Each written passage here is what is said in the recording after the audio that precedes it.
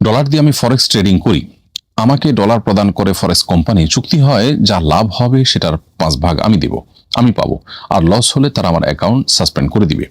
কাজ হলো ডলার দিয়ে ইউরো প্রভৃতি কারেন্সি ক্রয় করা। এটা কি জায়েজ হবে? প্রিয় দর্শক, সাধারণত এক দেশের মুদ্রার সাথে অন্য দেশের মুদ্রার ক্রয় বিক্রয় বা বিনিময়, এটাকে ফরেক্স ট্রেডিং বলা হয়। ফরেক্স ট্রেডিং এর এই ব্যবসা জায়েজ হওয়ার জন্য কয়েকটি শর্ত রয়েছে। প্রথমত, এই লেনদেনটা বাস্তবিক লেনদেন হতে হবে, এটা কাগজে লেনদেন না, শুধু বাস্তবিক লেনদেন হতে হবে। দ্বিতীয়ত হলো, যে মুদ্রার ক্রয় বিক্রয় হবে সেই মুদ্রার মালিকানা যিনি বিক্রয় করবেন তার কাছে থাকতে হবে।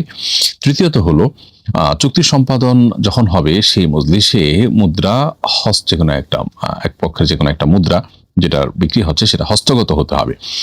এই শর্তগুলো যদি না থাকে তাহলে সেক্ষেত্রে এই জাতীয় আপনার মুদ্রার বিনিময় বা ফরেক্স ট্রেডিং, এক দেশের মুদ্রার সাথে অন্য দেশের মুদ্রার বিনিময়ের যেটা ব্যবসা ফরেক্স ট্রেডিং, সেটা জায়েজ হবে না যদি এই শর্তগুলো কোনোটি না থাকে। আজকাল যে ফরেক্স ট্রেডিং হয়ে থাকে সাধারণত এই শর্তগুলোর উপস্থিতি সেখানে থাকে না, ফলশ্রুতিতে সেটা কিন্তু জায়েজ হয় না। আর যদি এগুলো নিশ্চিত করা যায় তাহলে শুধু এটি জায়েজ হবে, অন্যথায় এটি জায়েজ হবে না। আল্লাহ রাব্বুল আলামিন আমাদেরকে আমাদের আর্থিক জীবনে, আমাদের সামগ্রিক জীবনে যে সমস্ত বিধিবিধান দিয়েছেন সেগুলো আমাদের কল্যাণার্থে দিয়েছেন। বিধায় আল্লাহর সেই বিধানগুলোকে মেনে আমাদেরকে চলতে হবে। ফরেক্স ট্রেডিং এর ব্যবসা এ সমস্ত শর্ত পূরণ করে সাধারণত সচরাচর হয় না, বিধায় সাধারণত এটি জায়েজ হয় না। কেউ যদি এটা জায়েজ পদ্ধতি নিশ্চিত করে করতে পারেন তাহলে সেক্ষেত্রে শরিয়ার সেখানে আপত্তি থাকে না এবং সেটি তার জন্য হালাল হবে। হসপিটালের একজন ডাক্তার মোবাইলে গেম খেলার ফাঁকে প্রেসক্রিপশন লিখছিলেন। বিষয়টি ভাইরাল হয়েছে। পেশাগত কাজের সময় এই ধরনের অমনোযোগিতা কি ধরনের অপরাধ? অমনোযোগিতার কারণে কেউ ভুল চিকিৎসার শিকার হলে এর দায়ভার কি ডাক্তারকে নিতে হবে কিনা? প্রিয় দর্শক, ইসলাম আমাদেরকে বান্দার হক বা অন্যের অধিকারের উপরে খুব বেশি সতর্ক থাকার নির্দেশনা দিয়েছে। এই জন্য মুসনাদ আহমদের একটি হাদিসে নবী সাল্লাল্লাহু আলাইহি ওয়াসাল্লাম বলেছেন, বান্দা যত কাজ করে সেগুলো 3 ভাগে বিভক্ত। এর মধ্যে যত অপরাধ করে সেগুলো 3 ভাগে বিভক্ত। এর ভিতরে এক ধরনের অপরাধ আছে যে অপরাধকে আল্লাহ তাআলা মার্জনা করবেন না, সেটি হলো বান্দার হক, কারোর অধিকার নষ্ট করেছেন, সে অপরাধ আল্লাহ তাআলা মাফ করবেন না। অতএব আমরা যখন কারোর কোনো প্রতিষ্ঠানে, সরকারি বেসরকারি যে কোনো প্রতিষ্ঠানে জব করব, তখন নির্দিষ্ট যে সময়ের বিনিময়ে যে পারিশ্রমিক নেওয়ার চুক্তি তার সাথে আমার হয়েছে, এই সময়টা আমরা তাকে দেব এবং সেখানে অন্য কাজ যদি করি তাহলে ওই সময়ের পারিশ্রমিক আমার জন্য নেওয়া হালাল হবে না। অতএব একান্ত যে মৌলিক কাজ আছে, ডিউটি চলাকালীন সময়, নামাজের সময় নামাজ পড়া একজন মুসলমান হিসাবে, তাছাড়া আমাদের যে একান্ত মৌলিক প্রয়োজন আছে, আমাদের ওয়াশরুম ইত্যাদিতে যাওয়া, পানাহার করা, সেটা ছাড়া অন্য যে সমস্ত কাজে, মোবাইল ইত্যাদিতে আমরা ডুবে থাকি, সোশ্যাল মিডিয়াতে অনেকে ডুবে থাকি, বা ব্যক্তিগত আলাপ সালাপ আড্ডা ইত্যাদি করে থাকি, এটা স্পষ্টত গুনাহের কাজ এবং ওই কোম্পানি মালিক বা সরকার যারই জব করছি তার নিয়োগকর্তার অধিকার লঙ্ঘন করা। আমি তার কাছ থেকে পারিশ্রমিক পুরাটা নিচ্ছি কিন্তু ডিউটি পুরা করছি না, আমি ফাঁকি দিচ্ছি, এটা স্পষ্টত গুনাহ। কোনো ইমানদার মানুষ, কোনো আল্লাহর ভয় ন্যূনতম অন্তরে লালন করে এরকম মানুষ এটি করতে পারেন না। আরেকজন ডাক্তার হিসাবে যখন কেউ প্রেসক্রিপশন লেখার সময় এরকম অমনোযোগী থাকেন, তখন সেটা একাধারে নিয়োগকর্তার অধিকার যেমন নষ্ট করছে, আবার রোগীর অধিকারকে আলাদা করে নষ্ট করছে। এবং রোগী যে ফি দিয়ে তার কাছ থেকে সেবা নিচ্ছেন, তিনি যদি চেম্বারে রোগী দেখেন তাহলে সেক্ষেত্রে তিনি রোগীর অধিকার নষ্ট করছেন, পাশাপাশি রোগীর জীবনকে হুমকির মধ্যে ফেলছেন, কারণ এরকম অমনোযোগিতার ফলে কোনো ভুল ভাল হয়ে যাওয়ার আশঙ্কা আছে এবং যথাযথভাবে দেখার যে কর্তব্য তার আছে সেটা তিনি পালন করছেন না। দুর্ভাগ্যজনকভাবে এটি আমাদের সমাজে হয়ে থাকে। শুধু ডাক্তার না, অন্যান্য শ্রেণী পেশা মানুষদের মধ্যে, এমনকি মাদ্রাসার শিক্ষক হয়েও অনেকে দেখা যাচ্ছে যে ক্লাসের সময় বা দায়িত্বের সময় তিনি মোবাইলে এবং সোশ্যাল মিডিয়াতে এঙ্গেজ থাকছেন। এই জিনিসগুলো কিন্তু স্পষ্টত গুনাহ এবং এগুলোকে গুনাহ আমরা অনেকে মনেই করি না। আমরা অনেক পাপাচারকে, অনেক অপরাধকে অপরাধ মনেই করি না, এটি তার মধ্যে অন্যতম। এবং বহু ভালো ভালো মানুষ আছেন যিনি নিয়মিত নামাজ কালাম পড়েন, হক হালালে চলাফেরা করার চেষ্টা করেন, তিনিও কিন্তু এই গুনাহে লিপ্ত। এই জন্য আমাদের মধ্যে মনোযোগ বাড়াতে হবে এবং সতর্ক হতে হবে। এবং এরকম অমনোযোগিতার কারণে যদি কেউ ভুল চিকিৎসার শিকার হন, তার দায়ভার ইসলামে শরিয়ার বিচারে এবং আমি মনে করি বাস্তবিক বিচারেও তার, অর্থাৎ এই চিকিৎসকের উপরই এর দায়ভার বহন করে এবং তাকে দায়ভার নিতে বাধ্য করা উচিত। এরপরে প্রশ্ন হলো, আমার ছেলে মেয়ে সকলেই সচ্ছল প্রতিষ্ঠিত। আমার স্ত্রীকে আমি একটি ফ্ল্যাট করে দিয়েছি, কিন্তু সন্তান স্ত্রী কেউই আমার খোঁজ খবর রাখে না, আমি একা থাকি। চাচ্ছি আমার সকল সম্পদ আল্লাহর রাস্তায় দান করে দিতে, এটা জায়েজ হবে কিনা?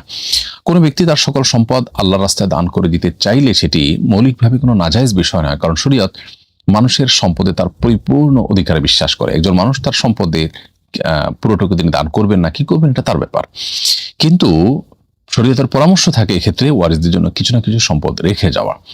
এই জন্য ওয়ারিসদের জন্য আপনি কিছু সম্পদ রেখে বাকিটা আপনি দান করে দিলেন, সেটা হবে সবচেয়ে উত্তম। আজকে যে ওয়ারিসরা আপনার খোঁজ খবর রাখছেন, একসময় তাদের অনুশোচনা হয়তো হবে, কিন্তু আপনি এখন যদি তাদেরকে অনেক বেশি হার্ট করেন তাহলে সেক্ষেত্রে তাদের ফিরে আসার আশাটা কিন্তু বন্ধ হবে। আর সবচেয়ে বড় কথা হলো যে আল্লাহ রাব্বুল আলামিন আপনার ওয়ারিসদের জন্য একটা হিস্সা আপনার সম্পদে রেখেছেন, অতএব তাদেরকে দিয়ে দেওয়া এটা আল্লাহর সিদ্ধান্তকে মেনে নেওয়ার নামান্তর। বিধায় তাদের জন্য কিছু সম্পদ রেখে যাওয়াটা আপনার উত্তম, যদিও আপনি সব সম্পদ দান করলে সেটিকে শরীয়ত আপনাকে হারাম বা নাজায়েজ বা অপরাধ করেছেন বলে বিবেচনা করবে না। তবে শরিয়ার এখানে সুনির্দিষ্ট পরামর্শ আছে, সেটিকে মেনে চলাটাই আপনার জন্য, আমাদের জন্য, সকলের জন্য উত্তম।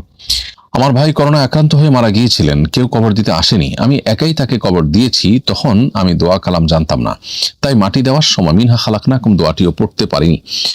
দোয়া না পড়ার কারণে কি আমার ভাইয়ের কবরে আযাব হবে? উত্তর হলো না, দোয়া না পড়ার কারণে আপনার ভাইয়ের কবরে আযাব হবে না। কারণ হলো যে মৃতকে দাফন করার সময় যা যা করার কর্তব্য সেটা জীবিত মানুষের কর্তব্য। জীবিত মানুষরা যদি সেটা না করেন সেটা তাদের ত্রুটি। এখানে মৃত মানুষের কোনো লাভ ক্ষতির বিষয় সংশ্লিষ্ট নয়। তাছাড়া এখানে অন্য কোনো দোয়া না পড়লে যে কোনো গুনাহ হয়েছে ব্যাপারটা সেরকম না, শুধু জানাজা পড়ানো এবং তাকে যথাযথ দাফন করা এটি হলো আমাদের কর্তব্যের অংশ। বিধায় কোনো দোয়া পড়তে যদি ভুলে যান আপনি, তাতে কোনো অসুবিধা নেই। বিধায় বিসমিল্লাহি আলা মিল্লাতি রাসূলিল্লাহ বলে রাখা সুন্নাত, এই সুন্নাতটা পালন করলে ভালো হতো। যদি এটা কোনো কারণে আপনি মিস করে থাকেন, তাতে মৃত ব্যক্তিদের কোনো অসুবিধা নেবেন, আপনারও গুনাহ হবে না, যেহেতু আপনি জানতেন না। তবে ভবিষ্যতের জন্য আপনি জেনে নিলেন যে দাফন কিভাবে করতে হয়, জানাজা কিভাবে পড়তে হয়। এটা আমাদের সবারই কম বেশি শিখে রাখা উচিত। সেই জায়গা থেকে আপনি শিখে রাখতে পারেন বা রাখা উচিত। ইসলাম শান্তির ধর্ম। নবীজি মানুষকে ভালোবেসে দাওয়াত দিতেন। আমাদের শান্তির ধর্ম ইসলামের ভাবমূর্তি ধ্বংস হওয়ার পেছনে আপনি কাদের দায়ী করেন?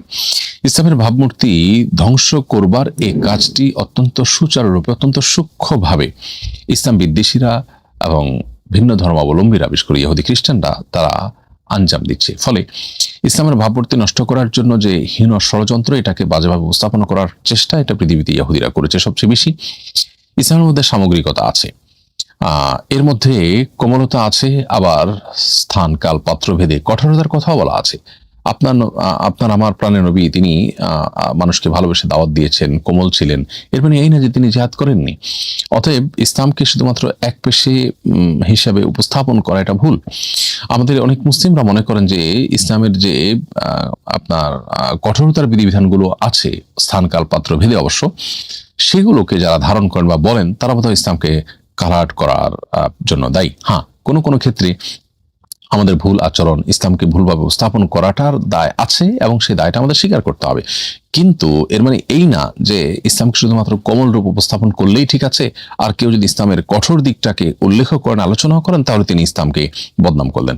ইসলাম যতই আপনার কোমল রূপে আপনি উপস্থাপন করুন না কেন, আপনার ইসলাম বিদ্বেষী যারা আছে, মুসলিম বিদ্বেষী যারা আছে, ইহুদি যারা আছে এবং ইসলামের শত্রু যারা আছে, তারা কিন্তু সেটাকেও অ্যাকসেপ্ট করবে না। নবী করিম সাল্লাল্লাহু আলাইহি সাল্লাম মক্কার জীবনে যখন দাওয়াত দিয়েছেন, তখন সব কোমল কথা বলেছেন, কোনো জিহাদ করেননি, কোনো প্রতিরোধ কিছুই করেননি, সকল জুলুম বরং সহ্য করে চলে গেছেন। তারপর কি তাকে মক্কা থাকতে দেওয়া হয়েছে? হয়নি।